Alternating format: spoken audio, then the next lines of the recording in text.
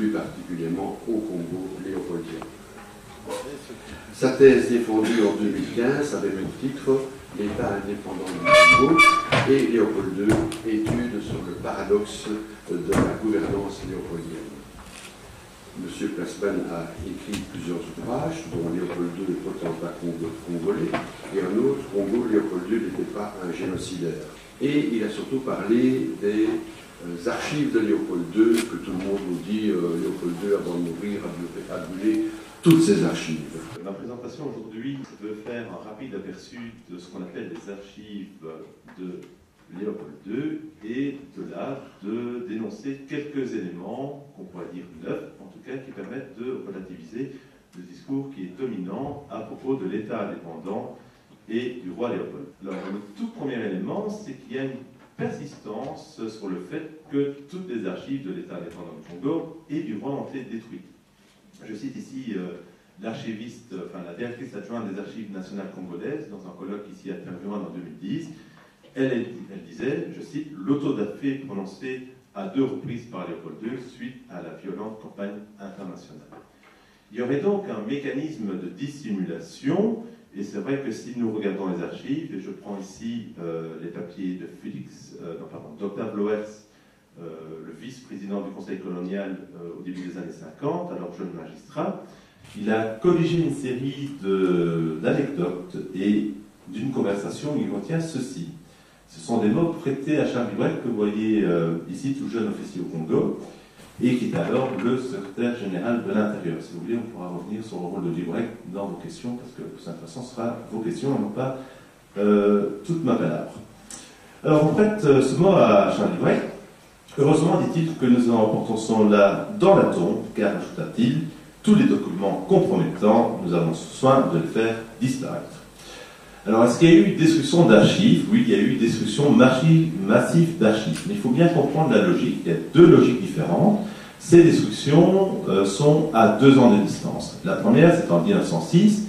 Toutes les pièces comptables des archives de l'État sont retirées et sont vendues. Pourquoi? Parce que les bureaux d'administration centrale se situent derrière le Palais Royal, rue de Brederode, et ce sont des petites maisons bruxelloises. Et donc, pour une question de sécurité, donc pour éviter un risque d'incendie, on se décide de se débarrasser d'une série de papiers qu'on vend. Donc, ce n'est pas une destruction volontaire. Ici, c'est une procédure normale qu'une administration applique généralement. Je tiens à souligner que, par exemple, les archives générales du Royaume ont fait de même avec une série d'archives du XIXe siècle qui sont bazardées, et aujourd'hui, on regrette bien de ne plus avoir ces archives. Alors, en 1908, vous avez un épisode très truculent qui est raconté dans les mémoires de Gustave Saint-Lambert, Léopold II au travail, où cet officier d'ordonnance allant voir Pierre Horst, qui est alors secrétaire, plutôt chef de cabinet de l'Intérieur, Gustave Saint-Lambert, en plein mois d'août, rentre dans le bureau, les fenêtres sont grandes ouvertes, et de manière un peu cavalière s'assied sur le radiateur, et il se relève directement parce que ses fesses ont été brûlées, et Pierre Horst lui raconte qu'effectivement, on est en train de détruire les archives de l'État dans la chaudière. Alors, il faut bien comprendre la logique. Ce n'est pas une volonté de dissimuler les atrocités au Congo. Pourquoi? Parce que c'est tout à fait bonnement impossible. Au contraire, la logique, elle est économique et financière, et on la retrouve notamment dans les papiers Van Etvel, où, en 1895, c'est donc un papier Goffinet que je reviendrai par la suite, Van Etvel écrit au roi qu'aucun registre ne sera conservé, c'est au moment de la première tentative de reprise du Congo par la Belgique, afin de soustraire à la curiosité illégitime du ministère. En somme, en 1895 et 1908, vous avez la même logique, c'est dissimuler les montages financiers du roi afin que le gouvernement belge ne s'y mêle pas. Alors, que reste-t-il? Il reste beaucoup de choses. Alors, c'est pour ça que je ne parle pas des archives de Léopold II, parce que j'aurais parlé alors des archives de Léopold II en tant que personne privée et comme monarque constitutionnel, mais ici je me limite dans son rôle de souverain congolais. Alors, si on s'intéresse à l'État indépendant du Congo, eh bien, vous avez les archives africaines qui, jusqu'à peu, étaient conservées par les affaires étrangères. Aujourd'hui, elles déménagent peu à peu, peut-être sur 30 ans ou 40 ans, on verra bien, aux archives générales du Royaume. Alors, je cite 3 fonds d'archives, rapidement. IRCB, pour Institut Royal Colonial Belge. Ce sont 10 malles que le successeur de Léopold II a trouvées au palais, donc Albert Ier, et Albert Ier les a transférés à l'Institut Royal Colonial Belge afin d'écrire une histoire du Congo. Ce sont des archives d'administration du département de l'Intérieur. ont été conservées de manière tout à fait intacte, donc n'ont pas été détruites, les archives du CSC, pour Conseil supérieur du Congo. Pourquoi? Parce que le Conseil supérieur est resté la Cour de cassation du Congo jusqu'en 1924. Et enfin, et c'est cela le plus intéressant, de manière intégrale et intacte, ainsi que les papiers privés des Mondes Janssens, ce sont les papiers de la commission d'enquête de 1904-1905. Autrement dit, de ce qui reste des archives de l'État, on peut évaluer à 80% la disparition des archives de l'État. Les pièces qui ont été les mieux conservées, ce sont les pièces les plus accusatrices du régime. Enfin, on peut citer d'autres dépôts d'archives, comme ici l'Africa Museum, où nous avons les papiers des 2 gouverneurs généraux de l'État indépendant du Congo, Théophile Wavis ou Félix Fuchs, ainsi qu'un certain nombre de collaborateurs de premier ordre. Il faut bien se douter qu'au niveau des archives privées, le musée de Tervuren a plus de 300 fonds d'archives.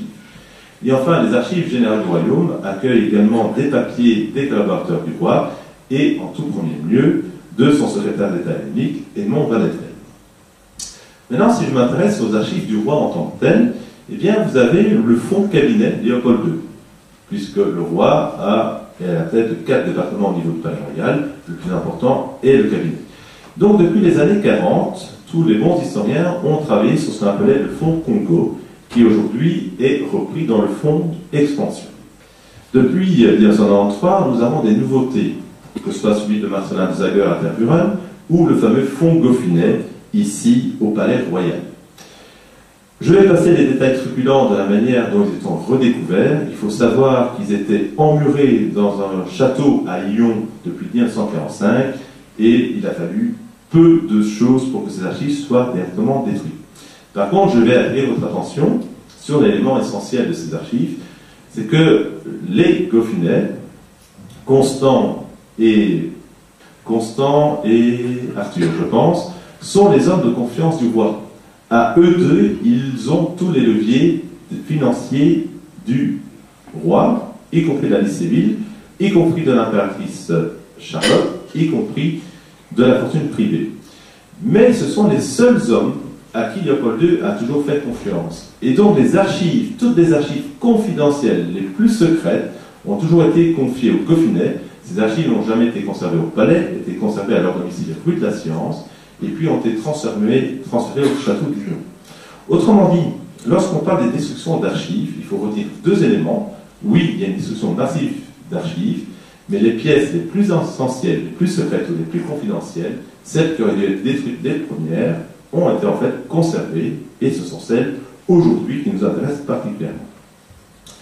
Alors, vous me direz, mais pourquoi finalement on n'exploite pas ces archives? Eh bien, la réponse est simple, c'est ceci. Je ne sais pas si on voit bien la lettre à droite. Voilà. Ça, c'est l'écriture du roi. Voilà. Quelques exemples, j'en ai pris 3, on peut retrouver beaucoup plus. Sam Wiener, qui est son avocat, parle d'hiéroglyphe royal, tant et si bien qu'il renvoie la lettre lui arrive du palais. Que fait Wiener? Il la renvoie au palais pour que Constant Goffinet la traduise.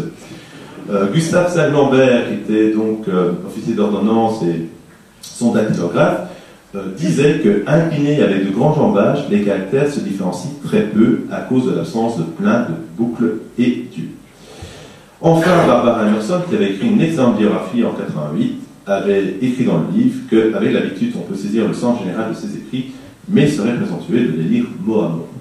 En fait, il est possible de lire Léopold II, ça demande beaucoup d'exercice, mais il est possible de le faire, sinon il n'aurait jamais pu gouverner la Belgique pendant 44 ans. C'est une excuse facile. En fait, le chercheur se débarrasse de pièces en disant qu'elles ne sont pas lisibles. Imaginez-vous déjà que les chercheurs belges ne le font pas, très peu. Un chercheur étranger qui vient 3 semaines en Belgique pour faire ses dépouillements ne s'attarde même pas 2 minutes au Palais Royal. Alors j'ai mis cette tête-là, non seulement parce qu'elle est un bon relief de l'écriture du roi, mais surtout c'est un autre mystère des archives. Toutes les archives sur l'État indépendant du Congo n'ont pas encore été découvertes. Pourquoi? Parce que la lettre ici présente, en fait, je l'ai trouvée dans le dossier d'officier de Charles Liebrecht au Musée royal de l'armée. Ce n'est pas une lettre originale, c'est une photocopie. Donc je trouve dans un dossier d'officier de la fin du XIXe siècle une photocopie du début du XXIe siècle. Grand mystère, aucun archiviste au Musée royal de l'armée n'a pu expliquer comment une centaine de lettres photocopiées du roi ont pu se trouver dans ce dossier d'officier. La seule piste serait familiale, et peut-être à causer du côté de la famille Puissant d'Agimont, puisque Edmond Puissant d'Agimont avait écrit en 1961 un livre sur Charles Wright, où on retrouve plusieurs copies de lettres. Alors maintenant, venons au cœur du sujet. Sur toutes ces archives, c'est-à-dire une masse impressionnante de documents, parfois très difficiles à lire, si vous voulez qu'on fasse l'exercice? Non, non, elle est très drôle. J'ai dit là, j'avais mis en introduction de ma thèse, parce que en plus, c'est le voit un sens d'un humour incomparable. Il écrit ceci à Charles Wright: pauvre d'esprit, on vous fait croire sur le Congo des récits qui seraient ridicules s'ils n'étaient pas infâmes. Alors, il faut savoir que Charles Wright était franc-maçon. Suite de la phrase: vous ne savez pas le vrai Dieu, convertissez-vous à la charité. Voilà comment Léopold II remet en place un de ses collaborateurs. Alors, ces archives nous permettent de déconstruire des mythes. Alors, assez rapidement, je ne vais pas m'attarder. Dans la littérature de l'époque, on parle déjà de législation secrète, doublée. Hein, c'est notamment le livre de Félicien Cattier, mais aussi du père Vormersch, où c'est également le témoignage de Marcelin de Zager. Alors, quand je m'intéresse à cette notion de secret, effectivement, l'État indépendant, comme une bonne loge franc-maçonne, a été un État discret et qui a voulu être secret, mais il était plus discret que secret. Alors, décret non publié. Oui, la législation n'est pas obligatoirement publiée au bulletin officiel. Alors, quand on démonte les originaux, qu'est-ce qu'on constate? C'est 189 décrets et 49 arrêtés sur 23 ans d'un gouvernement. C'est peu de choses. Quand on regarde de plus près la matière, on voit que principalement, ce sont des décrets de nomination. X est nommé commissaire de deuxième classe. Bon, c'est pas truculent ou important. On a un pic, c'est en 1901, effectivement, je reviendrai là-dessus, c'est une date clé dans l'État indépendant, où 41% des décrets non publiés concernent des achats de terrain par consent confidentiel pour le domaine de la couronne. Donc nous n'avons aucun élément important, truculent, révélateur d'un régime génocidaire, dictatorial, infâme, comme voudraient prétendre certaines personnes. Alors les archives confidentielles, est-ce qu'il y a des archives confidentielles? Oui, il y a des archives confidentielles. Est-ce qu'on les a? Non. Mais on a l'inventaire. Et quand on lit l'inventaire des archives confidentielles, qu'est-ce qu'on constate? Ben, que principalement, elles ne concernent que les expéditions, particulièrement celles vers le baril Gazal. Et donc vous avez ici une minute, c'est encore mieux écrit que la précédente, une minute du roi à Théophile Wabis en 1997, et donc tout en bas il écrit gardez cela de manière très confidentielle. Pourquoi? Ben parce que simplement à Boma on cause tellement, il y a tellement de cancans que si on enregistre la lettre au bureau du gouverneur général, 2 minutes plus tard, tout Boma est au courant des instructions données à Danis qui doit prendre le baril Gazal. Donc de nouveau, on ne parle pas d'exploitation de population, on ne parle pas de système économique outrancier, on ne parle pas de massacre, on ne parle pas de scandale, on ne parle pas de protection de bourreaux, on parle ici de géopolitique ou de finance. Alors dans la déconstruction des mythes, élément important, pièce accusatrice principale, c'est que le roi a été propriétaire d'un territoire équivalent 9 fois et demi la Belgique, situé aux alentours d'Équateur, qu'on appelle le domaine de la couronne. Alors, tout le monde s'en fait un cœur joie, particulièrement Daniel Van Conoé, qui dans son livre de 1985, Léopold II et son Congo, en français c'est du sang sur les lianes. Il est réputé établi en 1896. Alors la date est importante, puisque en 1896, on est en plein cœur de l'exploitation du caoutchouc. Mais en fait, en réalité, on peut l'affirmer très simplement, ce domaine de la couronne n'est créé qu'en 1901. Alors pourquoi il n'est créé qu'en 1901? C'est très simple, c'est à l'époque où Auguste Bernard essaie d'introduire la première tentative de reprise du Congo par le Parlement. Charles XII va attaquer Bernard.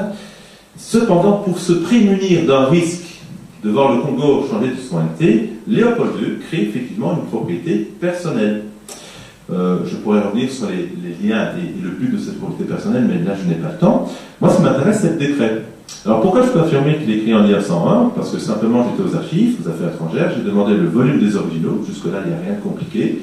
J'ai ouvert le volume et je suis tombé sur le décret du 6 mars 1896, qui est le soi-disant le décret fondateur. 3 remarques. Le volume est relié, le décret du 6 mars 1896 n'est pas relié, il est épinglé et il n'a pas de numéro de série. Deuxième remarque importante, la feuille préimprimée qui doit porter les références du décret est un formulaire du début du XXe siècle. 10900. Avec ce qu'on a fait, on a transformé le 9 en 8. Et le 0 en 9. Et on a rajouté un 6. Et dernier élément, toujours, c'est ce qu'on appelle la kétékéssa, hein, c'est vraiment la base du métier d'historien, je suis au regret que certains collègues ne la font plus. Vous regardez la signature, elle est censée être d'Edmond Van Etvelt, sauf que Van Etvelt se trompe dans sa signature au début. Pourquoi? Parce qu'en 1898, il a été anobli. Donc à partir de 1898, il signe B. Van Etvelt, baron Van Etvelt, et pas E. Van Etvelt. Si vous regardez bien la signature de Van Etvelt, la première lettre n'est pas un E, c'est un B, sur lequel on a repassé un E. Et donc voilà, de manière très simple, sur la base de ce qu'on apprend en première candidature en histoire, on peut affirmer que le décret de la Couronne, enfin le domaine de la Couronne, n'est pas créé en 1896, mais bien en 1920. Autre élément qu'on peut démonter, je vais un peu vite, c'est dire « Ah, l'État indépendant a été conçu pour exploiter les populations congolaises ». Là, c'est toute la démonstration de ma thèse, donc je vais le simplifier en un point. Non. Ce n'est pas une économie de prédation, comme le souligne notamment Linda Svensson dans King Incorporated en 1961, ou plus récemment Franz Kundels dans Ein Economist Constitutionist en Congo en 2007. Pourquoi? Simplement au niveau des archives, prenez les archives d'Albert Hayes, qui est à la fois officier d'ordonnance, qui est la casquette de chef de département de l'intérieur et futur patron du CCI. Eh bien, entre 1985 et 1989, on ne parle que de développement des sociétés privées à Bruxelles. Si on aime les finances, on a des dossiers, des mètres entiers à propos de l'autofinancement de l'État, c'est-à-dire par l'emprunt à l'eau. Il y a plus d'archives sur l'emprunt à l'eau des années 85-92 que sur le reste de l'administration de l'État. Donc oui, l'État cherche de se financer par lui-même en Europe avec ce type de système de loterie.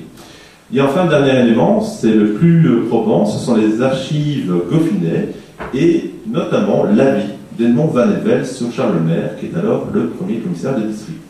Voici ce qu'écrit Edmond Van Etvelt en 1891 à propos de Lemaire. Je cite: « À l'Équateur, M. Lemaire se dessine comme un bon agent. Bien. Peut-être semble-t-il un peu trop préoccupé de lever des contributions en nature. Ajoute le secrétaire d'État, cela doit se faire sans nous aliéner les populations. » Ici, vous avez un élément éclatant qu'on n'est pas dans une perspective de réduire en esclavage les populations congolaises. Pourtant, il y aura bien des massacres de masse, des violences de masse, il ne faut pas les occulter. Et le changement, je pourrais l'expliquer si vous posez la question, sinon je vais aller trop longuement et vous n'aurez pas votre mot humble. Et je passe en 1892. Donc on a un an, tout se joue en une année dans l'État indépendant du Congo. Qu'écrit Van Etvelt? Il y aura aussi lieu d'insister auprès de M. le maire pour qu'il fasse de la politique pratique en visant au recrutement et en récolte de caoutchouc et d'autres produits. Donc effectivement, on va avoir une exploitation outrancière des ressources naturelles, on va avoir une exploitation outrancière des ressources humaines, on va avoir des massacres à longue et forte ampleur dans certaines régions du Congo, mais ce n'est pas l'objectif initial de l'État indépendant et encore moins du roi. Certaines circonstances vont expliquer pourquoi l'histoire va dévier vers cette politique, mais ici je n'ai pas le temps de l'illustrer en long et en large. Alors de nouveau, autre élément, alors là je vais passer rapidement, c'est des chiffres, il y a beaucoup d'administrateurs ici, je ne vais pas longuement l'expliquer. Eh bien, l'origine de la fortune du roi, ce n'est pas tiré directement de l'exploitation du caoutchouc, mais bien de la richesse de l'État. Léopold II joue sur la réputation de richesse du Congo pour lancer des grands emprunts. Plus de 6 milliards d'euros entre 1900 et 1904, c'est énorme. Et donc, vous avez, dans les papiers Goffinet, la comptabilité réelle, qui est à votre gauche, et la comptabilité officielle, celle qui est publiée. Qu'est-ce qu'on constate, j'ai mis en rouge? Eh bien, les emprunts servent principalement à financer la politique urbanistique du roi, tandis que dans les comptes officiels, on va dire qu'elle sert à financer des projets urbanistiques ou logistiques au Congo. C'est pour ça que Stengers a pu écrire que bon nombre de ces administrateurs ont tenté de dissimuler des fonds au roi pour pas qu'ils soient détournés vers la Belgique. Autre élément, quand on parle de richesse du domaine de la couronne, vous voyez, c'est la cinquième ligne en rouge sur la situation réelle, eh bien 10 millions d'obligations sont versées. En sachant que, suite au procès des princesses à propos de la succession du roi, on a évalué ce qui va devenir la fondation de la couronne à plus ou moins 60 millions d'avoirs. Donc sur un emprunt, j'ai déjà 1/6 de la fortune qui s'explique par des obligations d'État. Alors, une nouvelle approche de l'État du Congo, c'est très simple. Est-ce que c'est un monarque absolu? Oui, en principe. Voilà pourquoi Mark Twain a pu faire représenter dans son livre Le soliloque de Léopold cette fameuse pyramide constituée de 15 millions de crânes. Mais quand on s'intéresse de près, eh bien c'est une matrioshka. Le roi est au-dessus, mais au Congo, vous avez une série de fonctionnaires, généralement de simples capitaines, qui s'arrogent le pouvoir absolu sur des territoires plus grands que la France, voire égal à la Louisiane. On oublie aussi que les populations congolaises ne sont pas des populations qui sont apathiques. Vous avez une multitude d'acteurs, et parmi ces acteurs, vous allez avoir en premier plan des chefs qui vont jouer la rivalité européenne, qui vont utiliser les Français, les Anglais et les Belges pour créer leur propre territoire et pour agrandir leur puissance. C'est le cas de chefs Zande ou Vungara comme Semio ou Djamir. Donc il y a, lorsqu'on parle de l'État indépendant du Congo, il faut parler d'une multitude d'absolutismes qui sont autant européens qu'africains. Alors si je regarde le point crucial de l'État, je vais le faire en 5 minutes, eh bien l'État indépendant ne s'est pas créé que par l'habilité et la ruse de Léopold II. Il a dû venir avec un discours. Ce discours, c'est la mission civilisatrice. Donc Léopold II apparaît comme le héros de la mission philanthropique. C'est la seule raison valable. Si vous étudiez les accords bilatéraux entre l'association de Léopold II, l'AIC, et les grandes puissances signataires de Berlin, on ne parle que de cette mission civilisatrice, et dès lors, c'est le leitmotiv de l'existence de l'État. Autrement dit, de tous les colonialismes européens, ce qui a permis, à mon sens, de sauver une bonne partie de population congolaise, c'est que Léopold II, par ce discours philanthropique, est le seul à avoir placé sous la loupe de l'opinion publique internationale son action politique. Si vous le comparez avec le Congo français, même le rapport Brazza de 1905, même année que notre commission d'enquête au Congo, le rapport Brazza ne sera jamais publié. Il faudra attendre que Catherine Kokory-Ludrovich l'utilise dans sa thèse, mais qui reste confidentielle, et elle va simplement publier le rapport Brazza en 2014. Le rapport de la commission d'enquête, il est connu depuis 1905. Alors, si on prend les grandes lignes, je vais prendre 3 périodes, 1895-1897, on a ce qu'on appelle l'affaire Stokes, autrement dit, ce commerçant irlandais qui a été pendu par Hubert Lothaire, et directement vous allez avoir des actions internationales. Une campagne de presse, virulente, allemande et anglaise. Aussi, on le sait moins, l'Angleterre envoie déjà un consul enquêter au Congo. En réaction, Léopold II crée la commission pour la protection des indigènes. Il envoie le gouverneur général en inspection. Il crée aussi des émissaires personnels qu'on appelle les hauts-commissaires. Et si je m'intéresse aux archives, il y a cette lettre qui a toujours été désignée comme d'une quelconque importance par Jules Marshall, qui est la lettre royale. Alors, vous voyez, là, il a fait un effort. Non, sérieusement, il a fait un effort. Je vais m'expliquer pourquoi. Je suis sûr que la plupart d'entre vous peuvent la lire aisément. C'est une lettre qui est longue. Elle fait 4 feuillets. Le roi soigne sa graphie. Et il traite des atrocités. Et il rappelle aux agents leur devoir de se comporter avec bienveillance et avec humanité. Alors c'est ce qu'on appelle en histoire institutionnelle belge une lettre royale. C'est-à-dire, le roi, réduit dans son pouvoir d'influence, fait publier une lettre pour faire connaître son intention non seulement vis-à-vis de l'opinion publique, mais également du gouvernement. Premier élément, cette lettre que vous voyez, ce n'est pas l'original. C'est une des 600 qui ont été envoyées au Congo, soit quasiment la moitié de l'administration, peut-être plus, ça on ne le saura jamais, enfin peut-être plus tard, mais au moins la moitié de l'administration est mise directement au courant par leur chef de l'attitude qu'ils doivent adopter. Deuxième élément, cette lettre est publiée en Belgique, dans la Belgique coloniale. Donc elle fait savoir à l'opinion publique quelle est la posture du roi par rapport aux atrocités qui sont dénoncées dans la presse anglaise et allemande. Alors vous me direz, mais pourquoi on est arrivé là et pourquoi une telle campagne de polémique, pourquoi parle-t-on de génocide? Eh bien c'est assez simple à comprendre si on prend un peu de recul. Que se passe-t-il? Les atrocités ne s'arrêtent pas et vont reprendre avec encore plus d'ampleur dans la concession de la société anversoise, ce qu'on appelle l'affaire d'un Mongala. Dans les archives, vous avez une colère réelle et une indignation de Léopold II. Voici ce qu'on peut lire dans les archives Van Edwijk. C'est une lettre à Librecht. Il faut faire des exemples. Il faut que ces horreurs finissent, ou je me retirerai du Congo. Je ne me laisserai éclabousser ni de sang, ni de boue. Il faut que ces turpitudes cessent.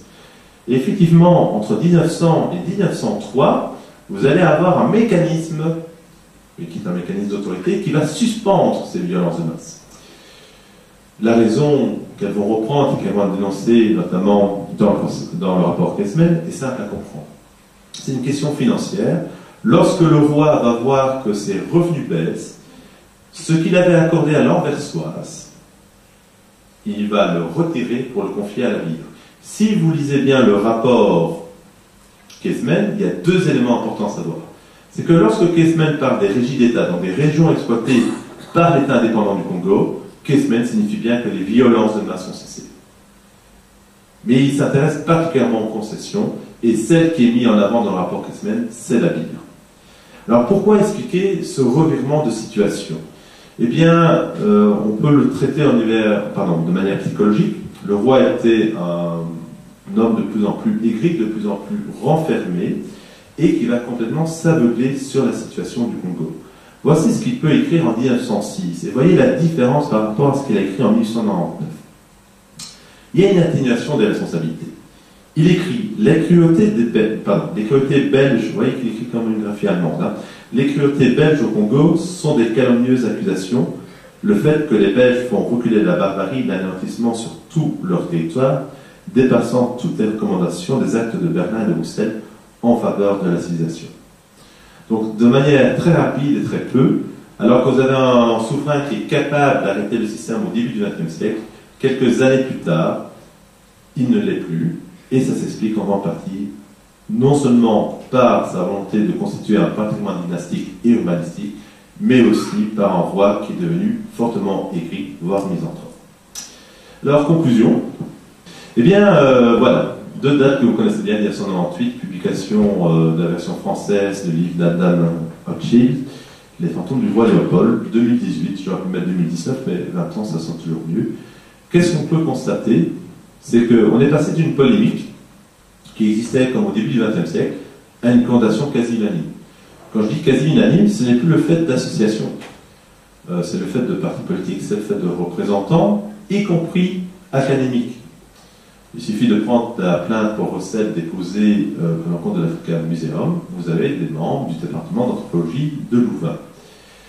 Autrement dit, et c'est un peu là mon regret, c'est qu'on ne peut plus, en tout cas, faire un bilan nuancé de l'état du Congo et de l'action royale est devenu inaudible, voire on vous traite de négationniste. Pourtant, et c'est là que je voulais attirer votre attention, il existe toute une série de nouvelles perspectives avec de nouvelles archives. Elles sont au nombre de 4.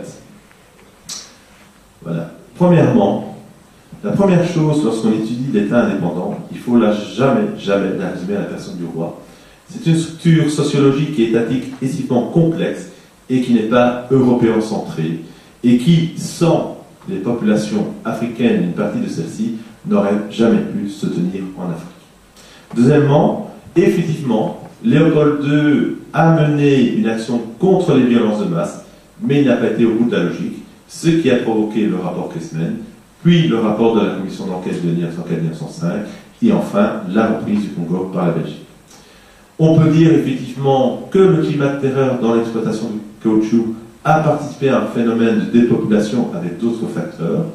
C'est pour ça que la thèse de Jean-Paul Sanderson en démographie, qui reste encore largement méconnue, mais qui date déjà de 2010, elle a pratiquement 10 ans, mettait bien en avant dans le domaine démographique que sur le long terme, donc entre 1885 et 1924, on va dire 1930, la population congolaise aurait dû compter 5 millions d'habitants en plus. Cela ne signifie pas qu'on a massacré 5 millions d'habitants, mais que le climat de terreur, les massacres et les violences de masse ont augmenté le taux de mortalité et ont diminué le taux de natalité.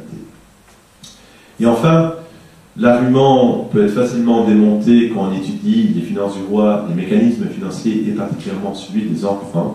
L'exploitation du Congo n'a pas été destinée à l'enrichissement personnel du roi, et si on étudie bien les comptes, c'est finalement la Belgique qui est la principale destinataire des mécanismes financiers, puisque en psychologie de la personne du roi, il y a un élément important, le fait qu'il ait perdu son seul fils, le fait qu'il ait perdu son neveu préféré.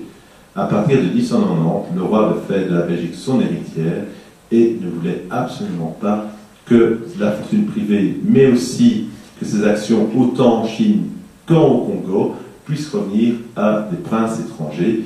Et il a donc tenté, contre le Code civil, de déshériter au maximum ses filles. Alors le dernier document que je vous projette est un document important. Pourquoi? Parce que ce document, il est accessible depuis plus de 60 ans. Stengers l'avait évoqué dans un de ses articles, repris dans Congo Mythes et Réalité. Et pour vous dire qu'on découvre toujours des nouveautés, même dans des fonds qui sont anciens.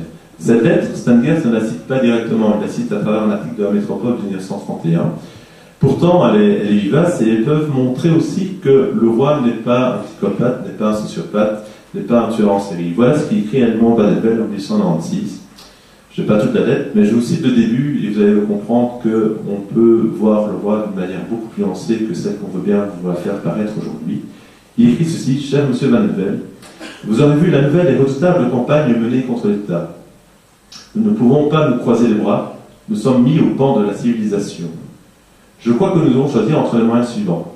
Alors les moyens suivants, je ne vais pas la suite de la lettre, mais il parle d'une commission de protection des indigènes, il parle d'une enquête menée par un consulte des puissants signataires de l'acte de Berlin, en somme, tous les moyens qui seront mis contre l'État 10 ans plus tard. Voilà, je vous remercie de votre attention.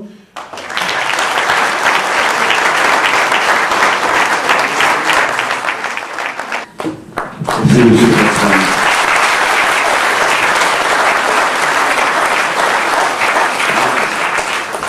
Un tout grand merci, M. Pressman, vous êtes toujours le bienvenu chez nous. Je pense que vous avez intéressé beaucoup de monde. Non, c'est pas possible. Je sais qu'il y a encore des questions, je vois les doigts se lever, mais nous sommes limités par le temps, malheureusement. Si vous voulez en savoir plus,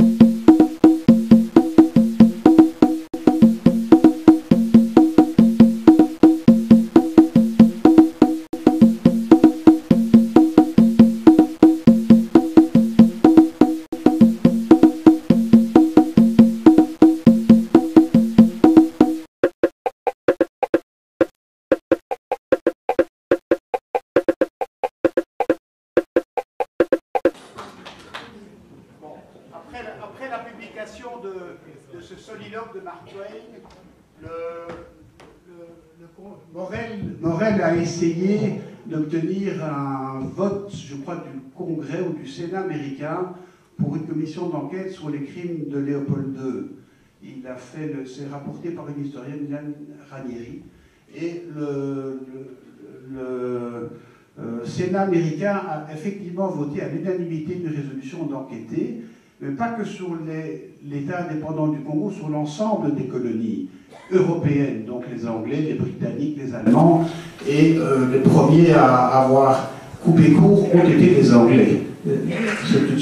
C'est intéressant comme élément dans ce contexte. Alors, finalement, ici on parle de faits excessivement graves. Ce qui pose problème aujourd'hui, c'est la manière dont on évoque ces faits et la terminologie qu'on les utilise.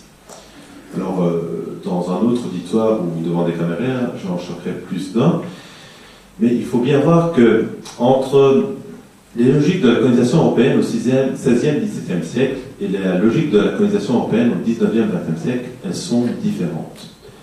Pourquoi? Parce qu'il y a un bémol important qui est introduit au travers de la mission civilisatrice. Alors on peut la considérer comme étant fausse, hypocrite, louvoyante. On peut le considérer comme tel. D'un autre côté, autant au niveau de la... Oui, on peut dire autant au niveau de la philosophie laïque que d'un point de vue évangélique, cette mission civilisatrice va attirer les consciences européennes. Donc quand vous avez aujourd'hui des chevaliers qui viennent pourfendre la colonisation en disant c'était pas bien, Vous l'avez déjà au début du 19e, début du 20e, mi du 20e et fin du 20e. On parle beaucoup de Morel, mais on pourrait parler du patron du POB, Van der Velde, qui va monter à la Chambre en 1903, réclamant lui-même une commission. Si vous regardez ces histoires de commission, elles ne sont pas uniques. J'ai cité rapidement la commission Brazza. Pourquoi? Parce qu'au Congo français, vous avez exactement la même exploitation et les mêmes méthodes d'exploitation que durant l'État indépendant du Congo. La différence, c'est que l'État français, du fait de la mort de Brazza, va enterrer le rapport complètement. On parle des Anglais. La même année, en Australie, vous avez la commission Roth qui s'intéresse au sort des aborigènes. Autrement dit, et c'est pas pour dédouaner ou pour amoindrir ce qui s'est passé, il y a une logique, et ça on peut très clairement le dire de manière très factuelle, très objective. Il y a dans les civilisations européennes et américaines une mauvaise conscience coloniale qui se dessine à la fin du XIXe siècle et dont l'anticolonialisme est déjà présent en Occident au début de 1900. Je vais prendre un cas qui est indiscutable, qui est très bien étudié, ce sont les Pays-Bas. À partir de 1860, le gouvernement hollandais va réguler les niveaux de violence à Java et dans les Indes. Pourquoi? Parce que vous avez simplement une pression de l'opinion publique, et c'est autant du point de vue de la philosophie des Lumières qu'au point de vue du christianisme, qui affirme de plus en plus fort que tout être humain appartient à la même humanité. Alors ce mouvement, qui aujourd'hui a connu une explosion après la suite de la Première Guerre mondiale, en fait s'est arrêté avec la Première Guerre mondiale. Et si vous observez les années qu'on appelle la Belle Époque en France, vous avez des mouvements très très forts en faveur des droits de l'homme dans les colonies. C'est particulièrement le cas notamment en Indochine, où le Grand Orient de France va essayer d'ouvrir un maximum de loges. Pourquoi? Pour faire progresser cette idée des droits de l'homme en Indochine. Donc effectivement, on peut regarder de manière très épisodique, voire très nationale, tout ce qui s'est passé dans les différentes colonies. Que maintenant, les Anglais aient refusé, c'est évident. Il ne faut pas oublier que l'Angleterre, à l'époque, c'est la première puissance au monde. C'est aussi la puissance qui a envahi le plus de pays au monde, ça on l'oublie peut-être de temps en temps. Et que dès lors, on n'est pas dans l'internationalisme tel qu'on le conçoit après 1945, tant et si bien que si on doit laver son linge sale, on le lave entre soi. Merci, professeur. Une autre question, Monsieur Van Bost. Au sujet des archives, c'est très intéressant ce que vous avez dit, mais on fait encore et toujours un amalgame avec tout. L'histoire des indépendants du Congo est liée à la récolte du caoutchouc. Et vous en avez parlé. En 1892, il n'y avait pratiquement pas de caoutchouc au Congo. Si on lit le lit de Groenewegen, c'est vers 98 qu'il y a eu une pointe. Et pourquoi? Parce qu'on a ouvert le chemin de fer. Donc, on mélange un peu de tout. Van der Velde, il a été visiter le Mongaba. Qu'est-ce qu'il écrit dans son livre? Si vous voulez voir une région où les indigènes ne sont pas abîmés par la civilisation, c'est là qu'il faut aller. Ces gens se reproduisent. Or, moi, j'ai appris que des gens qui sont privés ne se reproduisent pas. Donc, il y a encore tellement de détails à rechercher qu'on ne doit pas seulement se baser sur un ou deux documents. Cette histoire est vraiment complexe. Effectivement, elle est complexe, mais c'est clairement établi. Donc, le Congo, au niveau mondial, en 1905, c'est le 10e producteur de caoutchouc. Le premier, c'est le Brésil. Cela, en 1905, mais cela ne veut pas dire qu'il n'y a pas d'ordre de demander de larges récoltes. Au départ, c'est l'ivoire, et on voit très bien sur la plume du roi, à partir d'octobre 1992, l'ordre de demander de larges récoltes de caoutchouc. Et effectivement, l'état des réserves de caoutchouc étant si bien qu'en 1898, on prend des mesures conservatoires pour essayer de conserver sur le long terme le caoutchouc.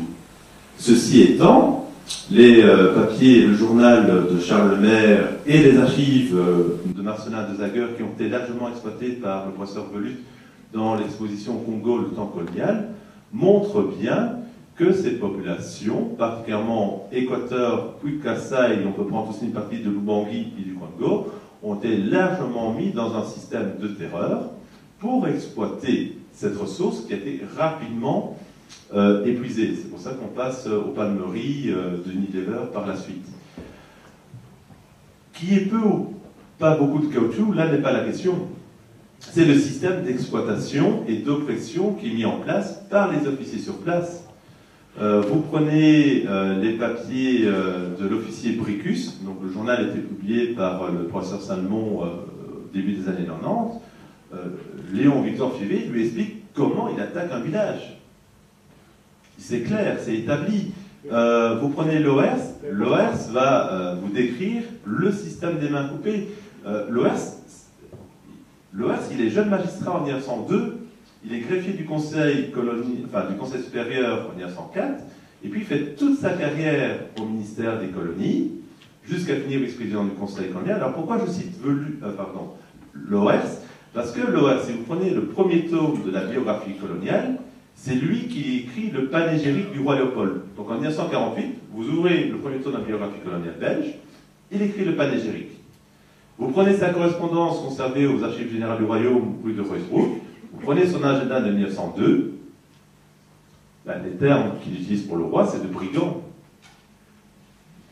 Donc, on ne peut pas valider qu'il y ait peu ou pas de caoutchouc, c'est qu'il faut clairement établir, et ça on doit le reconnaître, c'est ce que j'ai mis en préface de mon livre, c'est les citations de Georges Laurent, le vrai patriotisme, c'est d'être capable d'examiner ses propres blessures. J'ai un nombre de témoignages, je ne sais pas si M. Van Etvel se rappelle que je lui avais envoyé des archives de son aïeul. Il y a une lettre que j'ai mis, honnêtement, j'ai mis 5 heures à la déchiffrer. 5 heures, pourquoi? C'est une lettre que Van Etvel a complètement raturée. Et cette lettre devait être destinée au ministre Rancun. C'est une hypothèse parce qu'elle date de 1908. Dans cette lettre, Edmond Van Etvel, qui était le collaborateur le plus proche du roi, qui a été jusqu'au bout de ce qu'il pouvait pour servir le roi, énonce dans cette lettre, qui à mon sens n'a jamais été utilisée, la responsabilité de Léopold II dans le système d'exploitation. Et donc, le fait d'affirmer qu'il y a une responsabilité politique n'est pas d'affirmer une condamnation.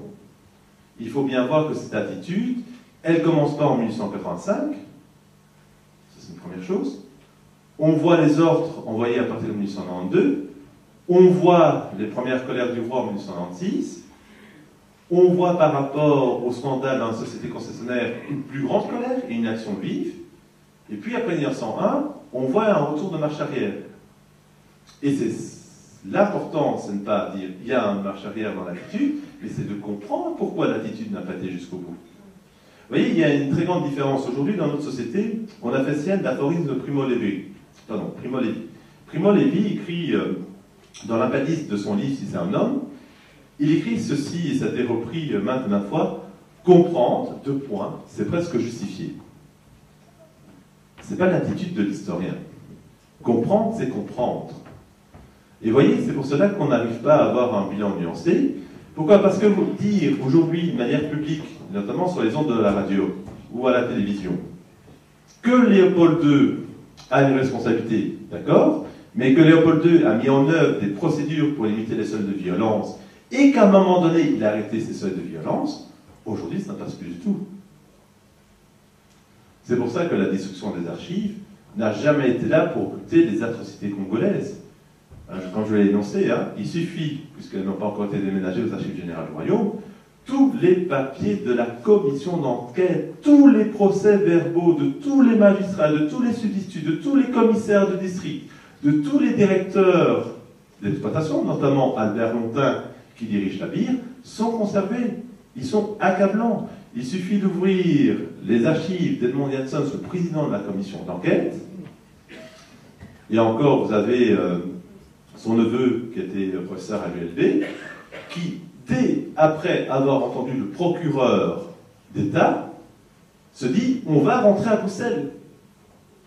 c'est fini. On n'a plus rien à faire. On a tout ce qu'il nous faut. On va rentrer à Bruxelles. Mais ils vont quand même faire 3 mois d'enquête. Et le rapport, il est, certes, de nature juridique très incompréhensible pour la plupart des gens, mais c'est pour ça que Félicien Cattier a écrit à partir du rapport la question congolaise. Donc là-dessus, on doit avoir cette honnêteté intellectuelle en disant l'administration a mis en place un système profondément terrifiant, c'est ce qu'on appelle du terrorisme d'État, et je sais que ça peut choquer en me disant mais c'est du terrorisme d'État, qui a provoqué des massacres par ces officiers qui, sans avoir reçu l'ordre de massacrer, vous n'en retrouverez jamais sur la plume de Léopold II le fait qu'il faut massacrer la population. Vous prenez la législation de l'État indépendant du Congo, c'est toute une dispute entre Félicien Cattier et le gouverneur général Théophile Bois-Bis. Que dit Félicien Cattier? Il dit, si la moitié de la législation congolaise était appliquée, ce serait un paradis sur terre. Et c'est pour cela que je vous ai montré cette matrioshka. Il ne faut pas oublier que la plupart des régions ne sont pas sous le contrôle de l'administration. Vous avez des officiers qui ont complètement les mains libres, et quand Bruxelles doit rattraper la situation, généralement c'est trop tard. Cartier n'est pas non plus l'évangile. Cartier écrit entre autres, avec la discipline militaire, on aurait pu extirper le sauvage des militaires. Parce qu'il paraît que c'est eux qui intervenaient sans officier. 50 ans plus tard, avec la discipline militaire, rien n'avait changé au Congo. Donc, Cartier a ses vues à lui, qui ne sont pas nécessairement la vérité. Oui. Chacun interprète les choses à sa façon. J'ai entendu dernièrement un professeur d'histoire de Belgique dire à la télévision la colonisation, c'est un viol. C'est 20 termes.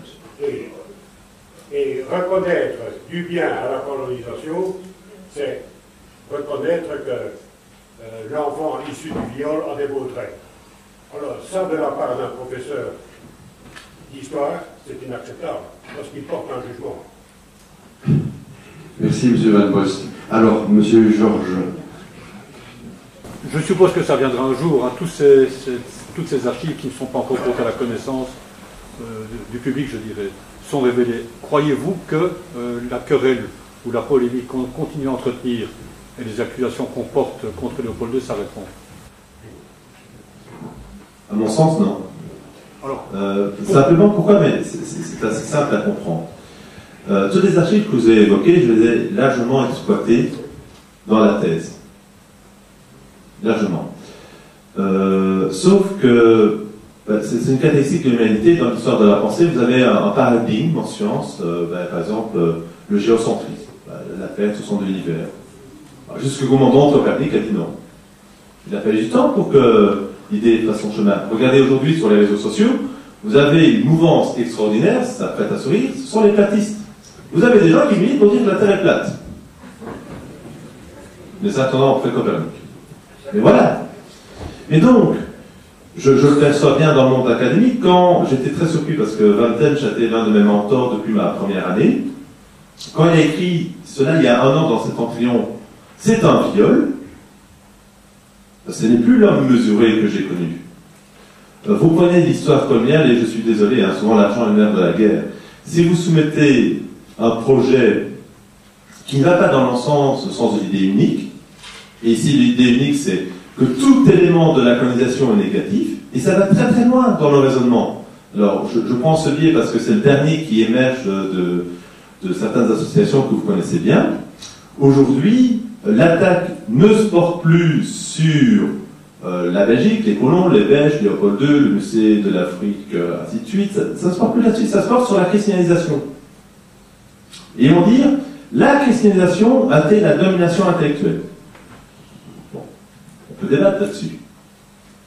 Sauf que si on étudie bien l'histoire du Congo, et on voit bien notamment ce faux discours de Léopold II aux missionnaires de 1883 qui inonde YouTube. Hein. Ce faux est démontré depuis les années 2006, un article dans Politique africaine. Donc un excellent article qui dit « Le discours est un faux ». sur YouTube, qu'est-ce que vous voyez? Que ce discours-là. Alors que celui qui connaît la situation sait bien que c'est le régime de Mobutu qui l'a énoncé pour attaquer l'Église catholique qui lui faisait résistance. Donc vous avez un modèle qui est répété à l'envi. Alors je suis désolé si je heurte certaines personnes, mais il faut reconnaître, Edmond Van Helvelt l'a reconnu, Octave Lovers l'a reconnu, Émile Vangermé l'a reconnu, Théophile Boavis, d'une certaine manière, l'a reconnu, tous les grands de l'État indépendant du Congo ont reconnu qu'il y a eu des massacres, ont reconnu que le système avait complètement dérapé. Alors, est-ce que le dire, c'est jeter l'opprobre? Non, le dire, c'est reconnaître une honnêteté intellectuelle. Et si je reprends, hein, je n'ai pas le document sous la main, mais quand le roi écrit en 1899, et c'est pas le seul, j'en ai pris, hein, il y en a 4-5 différents de ce discours. Il faut faire des exemples. Il faut que ces horreurs finissent. C'est pas Cathy qui le dit, c'est pas moi, c'est pas Van Gronwey, c'est pas Marshall, c'est Léopold II. Ou je me retire du Congo, je ne laisserai pas mes caoussets ni de sang et de boue. Donc on peut l'affirmer haut et fort qu'il y a eu des réactions du gouvernement. On peut le dire. On peut établir un bilan humain. Mais d'un autre côté, il faut reconnaître. Bon, vous imaginez une seconde, on fait de la politique fiction, ce que je ne pourrais jamais faire. Le système s'arrête là. On s'arrête là. On s'arrête là. En 1901. Vous n'aurez jamais aujourd'hui cette polémique. Jamais. Au contraire, qu'est-ce que vous auriez? Vous auriez la vision d'un grand roi. Mais ça n'a pas été le cas. Et ce n'est pas de cœur que je le dis, mais ça n'a pas été le cas. Et donc ce modèle unique de la dénonciation, jusqu'il y a 10 ans, je disais, c'était émotionnel, c'était citoyen, ça interpellait la société civile, je sais, je suis en grand badage là-dessus, je vous jure, que j'arrête dans une seconde. L'ennui, c'est que je dois constater depuis 2 ans, le modèle académique est contaminé, c'est ce que Ricoeur parlait du mois pathétique, donc le chercheur n'est plus dans le mois de recherche. Fidèle disciple de Clio, comme aura pu l'être Marc Bloch ou Ernst von Ranke, et il est bien dans le mois pathétique. Et c'est aujourd'hui ce que le public veut entendre, c'est ce qu'aujourd'hui le pouvoir public finance. Et donc je crains, et c'est pour cela que de suite de discussion avec Velut, qui est au-dessus de tout soupçon, qui est un maître incontesté, Velut a écrit il y a 1 an, avant la réouverture du musée, une petite phrase, un peu sibylline, où il parlait du retour de l'histoire. Que voulait dire Velut dans la Libre Afrique? Mais simplement qu'aujourd'hui, et c'est ce qui m'a confié encore récemment un colloque à l'Académie royale, aujourd'hui Velut, qui est au-dessus de tout, qui est le plus grand des plus grands, qui a formé la première génération des historiens congolais, qui a été chassé de Mobutu, du Zaïre par Mobutu. Aujourd'hui Velut, il se fait attaquer par des jeunes collègues à Cambridge. Aujourd'hui Velut, on ne le lit plus. Aujourd'hui on dit que ce que Velut écrit est mauvais. Pourquoi? Parce que ce n'est pas une posture scientifique, c'est une posture idéologique. Et donc, ce retour à l'histoire, je ne sais pas combien de temps, 1, 2, 3 générations, j'en ai aucune idée, et revenir à un bilan nuancé, arriver à écrire une histoire commune, en reconnaissant nos forces, nos faiblesses, ce qui a été bien fait, ce qui a été mal fait, ce qui a été productif, ce qui a été contre-productif, eh bien, c'est comme la Révolution française. Je cite souvent cet exemple parce qu'il est interpellant. Il a fallu attendre 1989, pour que les Français, je parle d'un seul peuple ici, je n'en parle même pas de 2, pour que les Français puissent écrire une histoire commune de cette révolution. Donc s'il a fallu 200 ans pour que les Français puissent écrire une toute petite partie de l'histoire, certes essentielle, peut-être qu'il nous faudra aussi 200 ans avec le peuple congolais pour écrire une histoire tout à fait apaisée. Merci, M. Plassman.